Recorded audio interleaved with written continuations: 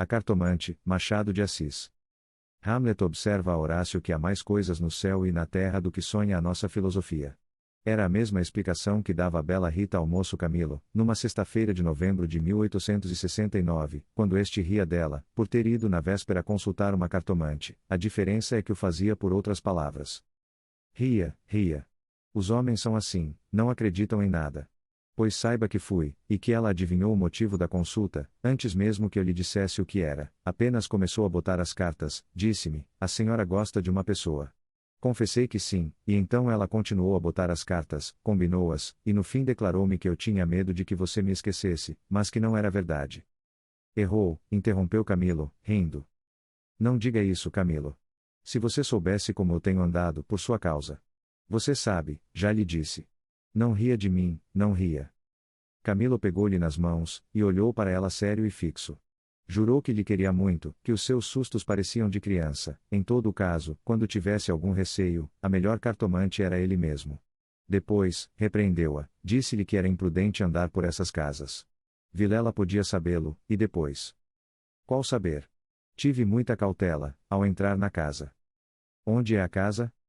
Aqui perto, na rua da Guarda Velha, não passava ninguém nessa ocasião. Descansa, eu não sou maluca. Camilo riu outra vez. Tu crês deveras nessas coisas? Perguntou-lhe. Foi então que ela, sem saber que traduzia Hamlet em vulgar, disse-lhe que havia muita coisa misteriosa e verdadeira neste mundo. Se ele não acreditava, paciência, mas o certo é que a cartomante adivinhara tudo. Que mais? A prova é que ela agora estava tranquila e satisfeita. Cuido que ele ia falar, mas reprimiu-se.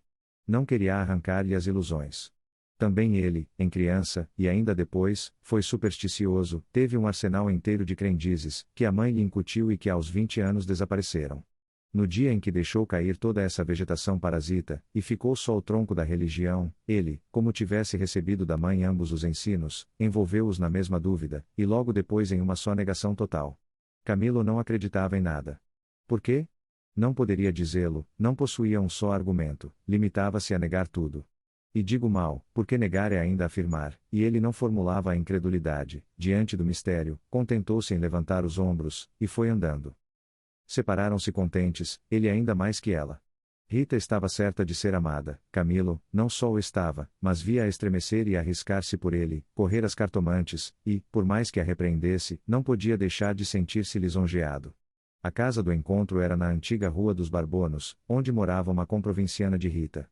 Esta desceu pela Rua das Mangueiras, na direção de Botafogo, onde residia. Camilo desceu pela da Guarda Velha, olhando de passagem para a casa da cartomante. Vilela, Camilo e Rita, 3 nomes, uma aventura e nenhuma explicação das origens. Vamos a ela. Os 2 primeiros eram amigos de infância. Vilela seguiu a carreira de magistrado. Camilo entrou no funcionalismo, contra a vontade do pai, que queria vê-lo médico, mas o pai morreu, e Camilo preferiu não ser nada, até que a mãe lhe arranjou um emprego público. No princípio de 1869, voltou Vilela da província, onde casara com uma dama formosa e tonta, abandonou a magistratura e veio abrir banca de advogado. Camilo arranjou-lhe casa para os lados de Botafogo, e foi a bordo recebê-lo. É o senhor? Exclamou Rita, estendendo-lhe a mão. Não imagina como meu marido é seu amigo, falava sempre do senhor. Camilo e Vilela olharam-se com ternura. Eram amigos deveras. Depois, Camilo confessou de si para si que a mulher do Vilela não desmentia as cartas do marido. Realmente, era graciosa e viva nos gestos, olhos cálidos, boca fina e interrogativa. Era um pouco mais velha que ambos, contava 30 anos, Vilela 29 e Camilo 26. Entretanto, o porte grave de Vilela fazia-o parecer mais velho que a mulher, enquanto Camilo era um ingênuo na vida moral e prática. Faltava-lhe tanto a ação do tempo, como os óculos de cristal, que a natureza põe no berço de alguns para adiantar os anos. Nem experiência, nem intuição. Uniram-se os 3. Convivência trouxe intimidade. Pouco depois morreu a mãe de Camilo, e nesse desastre, que o foi, os 2 mostraram-se grandes amigos dele. Vilela cuidou do enterro, dos sufrágios e do inventário, Rita tratou especialmente do coração, e ninguém o faria melhor. Como daí chegaram ao amor, não o soube ele nunca. A verdade é que gostava de passar as horas ao lado dela, era a sua enfermeira moral, quase uma irmã, mas principalmente era mulher e bonita. Odor de femina, eis o que ele aspirava nela, e em volta dela, para incorporá-lo em si próprio. Liam os mesmos livros, iam juntos a teatros e passeios. Camilo ensinou-lhe as damas e o xadrez e jogavam às noites, ela mal, ele, para lhe ser agradável, pouco menos mal. Até aí as coisas. Agora a ação da pessoa, os olhos teimosos de Rita, que procuravam muita vez os dele, que os consultavam antes de o fazer ao marido, as mãos frias, as atitudes insólitas. Um dia, fazendo ele anos, recebeu de Vilela uma rica bengala de presente e de Rita apenas um cartão com um vulgar cumprimento a lápis, e foi então que ele pode ler no próprio coração, não conseguia arrancar os olhos do bilhetinho. Palavras vulgares, mas a vulgaridade sublimes, ou, pelo menos, deleitosas. A velha caleça de praça, em que pela primeira vez passeaste com a mulher amada, fechadinhos ambos, vale o carro de Apolo. Assim é o homem, assim são as coisas que o cercam. Camilo quis sinceramente fugir, mas já não pode. Rita, como uma serpente, foi-se acercando dele, envolveu-o todo, fez-lhe estalar os ossos num espasmo, e pingou-lhe o veneno na boca. Ele ficou atordoado e subjugado. Vexame, sustos, remorsos, desejos. Tudo sentiu de mistura, mas a batalha foi curta e a vitória delirante. Adeus, escrúpulos.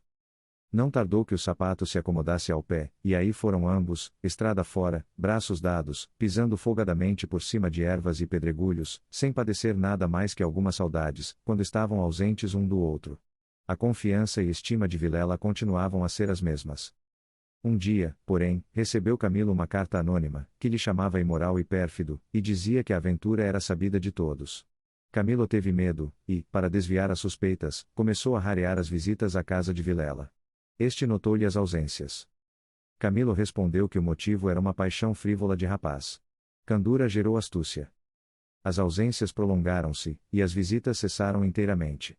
Pode ser que entrasse também nisso um pouco de amor próprio, uma intenção de diminuir os obséquios do marido, para tornar menos dura a aleivosia do ato. Foi por esse tempo que Rita, desconfiada e medrosa, correu à cartomante para consultá-la sobre a verdadeira causa do procedimento de Camilo. Vimos que a cartomante restituiu-lhe a confiança, e que o rapaz repreendeu-a por ter feito o que fez. Correram ainda algumas semanas. Camilo recebeu mais 2 ou 3 cartas anônimas, tão apaixonadas, que não podiam ser advertência da virtude, mas despeito de algum pretendente. Tal foi a opinião de Rita, que, por outras palavras mal compostas, formulou este pensamento: a virtude é preguiçosa e avara, não gasta tempo nem papel, só o interesse é ativo e pródigo. Nem por isso Camilo ficou mais sossegado, temia que o anônimo fosse ter com Vilela, e a catástrofe viria então sem remédio. Rita concordou que era possível. Bem, disse ela, eu levo os sobrescritos para comparar a letra com as das cartas que lá aparecerem, se alguma for igual, guardo-a e rasgo-a. Nenhuma apareceu, mas daí a algum tempo Vilela começou a mostrar-se sombrio, falando pouco, como desconfiado. Rita deu-se pressa em dizê-lo ao outro, e sobre isso deliberaram. A opinião dela é que Camilo devia tornar à casa deles, tatear o marido, e pode ser até que lhe ouvisse a confidência de algum negócio particular. Camilo divergia, aparecer depois de tantos meses era confirmar a suspeita ou denúncia. Mas valia acautelarem-se, sacrificando-se por algumas semanas. Combinaram os meios de se corresponderem, em caso de necessidade, e separaram-se com lágrimas. No dia seguinte, estando na repartição, recebeu Camilo este bilhete de Vilela: vem já, à nossa casa, preciso falar-te sem demora. Era mais de meio-dia. Camilo saiu logo, na rua, advertiu que teria sido mais natural chamá-lo ao escritório, porque em casa tudo indicava matéria especial, e a letra, fosse realidade ou ilusão, afigurou-se-lhe trêmula. Ele combinou todas essas coisas com a notícia da véspera. Vem já, à nossa casa, preciso falar-te sem demora, repetia ele com os olhos no papel. Imaginariamente, viu a ponta da orelha de um drama, Rita subjugada e lacrimosa, Vilela indignado, pegando da pena e escrevendo o bilhete, certo de que ele acudiria, e esperando-o para matá-lo. Camilo estremeceu, tinha medo, depois sorriu amarelo, e em todo caso repugnava-lhe a ideia de recuar, e foi andando. De caminho, lembrou-se de ir à casa, podia achar algum recado de Rita, que lhe explicasse tudo. Não achou nada, nem ninguém. Voltou à rua, e a ideia de estarem descobertos parecia-lhe cada vez mais verossímil. Era natural uma denúncia anônima, até da própria pessoa que o ameaçara antes, podia ser que Vilela conhecesse agora tudo. A mesma suspensão das suas visitas, sem motivo aparente, apenas com um pretexto fútil, viria confirmar o resto. Camilo ia andando inquieto e nervoso. Não relia o bilhete, mas as palavras estavam decoradas, diante dos olhos, fixas, ou então, o que era ainda pior, eram-lhe murmuradas ao ouvido, com a própria voz de Vilela. Vem já, já, à nossa casa, preciso falar-te sem demora. Ditas assim, pela voz do outro, tinham um tom de mistério e ameaça. Vem, já, já, para quê? Era perto de 1 hora da tarde. A comoção crescia de minuto a minuto. Tanto imaginou o que se iria passar, que chegou a crê-lo e vê-lo. Positivamente, tinha medo. Entrou a cogitar em ir armado, considerando que, se nada houvesse, nada perdia, e a precaução era útil. Logo depois rejeitava a ideia, vexado de si mesmo, e seguia, picando o passo, na direção do Largo da Carioca, para entrar num tílburi. Chegou, entrou e mandou seguir a trote largo. Quanto antes, melhor, pensou ele, não posso estar assim. Mas o mesmo trote do cavalo veio agravar-lhe a comoção. O tempo voava, e ele não tardaria a entestar com o perigo. Quase no fim da Rua da Guarda Velha, o tílburi teve de parar, a rua estava atravancada com uma carroça, que caíra. Camilo, em si mesmo, estimou o obstáculo, e esperou. No fim de 5 minutos, reparou que ao lado, à esquerda, ao pé do tílburi, ficava a casa da cartomante, a quem Rita consultara uma vez, e nunca ele desejou tanto crer na lição das cartas. Olhou, viu as janelas fechadas, quando todas as outras estavam abertas e pejadas de curiosos do incidente da rua. Dir-se-ia a morada do indiferente destino. Camilo reclinou-se no tílburi, para não ver nada. A agitação dele era grande, extraordinária, e do fundo das camadas morais emergiam alguns fantasmas de outro tempo, as velhas crenças, as superstições antigas. O cocheiro propôs-lhe voltar à primeira travessa, e ir por outro caminho. Ele respondeu que não, que esperasse. Inclinava-se para fitar a casa. Depois fez um gesto incrédulo, era a ideia de ouvir a cartomante, que lhe passava ao longe, muito longe, com vastas asas cinzentas, desapareceu, reapareceu, e tornou a esvair-se no cérebro, mas daí a pouco moveu outra vez as asas, mais perto, fazendo uns giros concêntricos. Na rua, gritavam os homens, safando a carroça. Anda! Agora! Empurrar! Vá! Vá! Daí a pouco estaria removido o obstáculo. Camilo fechava os olhos, pensava em outras coisas, mas a voz do marido sussurrava-lhe a orelhas as palavras da carta: Vem, já, já. E ele via as contorções do drama e tremia. A casa olhava para ele. As pernas queriam descer e entrar. Camilo achou-se diante de um longo véu opaco. Pensou rapidamente no inexplicável de tantas coisas. A voz da mãe repetia-lhe uma porção de casos extraordinários, e a mesma frase do príncipe de Dinamarca reboava-lhe dentro. Há mais coisas no céu e na terra do que sonha a filosofia. Que perdia ele, se? Deu por si na calçada, ao pé da porta, disse ao cocheiro que esperasse, e rápido enfiou pelo corredor, e subiu a escada. A luz era pouca, os degraus comidos dos pés, o corrimão pegajoso, mas ele não viu nem sentiu nada. Trepou e bateu. Não aparecendo ninguém, teve ideia de descer, mas era tarde, a curiosidade fustigava-lhe o sangue, as fontes latejavam-lhe, ele tornou a bater 1, 2, 3 pancadas. Veio uma mulher, era a cartomante. Camilo disse que ia consultá-la, ela fê-lo entrar. Dali subiram ao sótão, por uma escada ainda pior que a primeira e mais escura. Em cima, havia uma salinha, mal alumiada por uma janela, que dava para o telhado dos fundos. Velhos trastes, paredes sombrias, um ar de pobreza, que antes aumentava do que destruía o prestígio. A cartomante fê-lo sentar diante da mesa, e sentou-se do lado oposto, com as costas para a janela, de maneira que a pouca luz de fora batia em cheio no rosto de Camilo. Abriu uma gaveta e tirou um baralho de cartas compridas e enxovalhadas. Enquanto as baralhava, rapidamente, olhava para ele, não de rosto, mas por baixo dos olhos. Era uma mulher de 40 anos, italiana, morena e magra, com grandes olhos sonsos e agudos. Voltou 3 cartas sobre a mesa, e disse-lhe: Vejamos primeiro o que é que o traz aqui. O senhor tem um grande susto. Camilo, maravilhado, fez um gesto afirmativo. E quer saber, continuou ela, se lhe acontecerá alguma coisa ou não. A mim e a ela, explicou vivamente ele. A cartomante não sorriu, disse-lhe só que esperasse. Rápido pegou outra vez das cartas e baralhou-as, com os longos dedos finos, de unhas descuradas, baralhou-as bem, transpôs os maços, 1, 2, 3 vezes, depois começou a estendê-las. Camilo tinha os olhos nela curioso e ansioso. As cartas dizem-me. Camilo inclinou-se para beber uma a uma as palavras. Então ela declarou-lhe que não tivesse medo de nada. Nada aconteceria nem a um nem a outro, ele, o terceiro, ignorava tudo. Não obstante, era indispensável muita cautela, ferviam invejas e despeitos. Falou-lhe do amor que os ligava, da beleza de Rita. Camilo estava deslumbrado. A cartomante acabou, recolheu as cartas e fechou-as na gaveta. A senhora restituiu-me a paz ao espírito, disse ele estendendo a mão por cima da mesa e apertando a da cartomante. Esta levantou-se, rindo. Vá, disse ela, vá, ragazzo innamorato. E de pé, com o dedo indicador, tocou-lhe na testa. Camilo estremeceu, como se fosse a mão da própria Sibila, e levantou-se também.